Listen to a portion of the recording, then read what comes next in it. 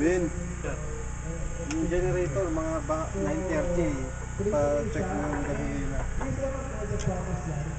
Kasi it's what pinag-advocate sa kanila to share this from young to adult, the environment. We are surrounded of 10,000 mahogany and gibberella trees. And we are also surrounded of 56 kinds of fruit-bearing trees like marang, durian, dragon fruit, mangustin, pili, atimoya, pomelo, rambutan, etc. etc. Okay? So, meron tayong makikita kayong mga fruit-bearing trees dyan. And with that, with you, Bertie, we have your facilitator assistant or Marshall. Gusto ko lang sana ipakilala sila. Punta kayo dito. From Philips Factory.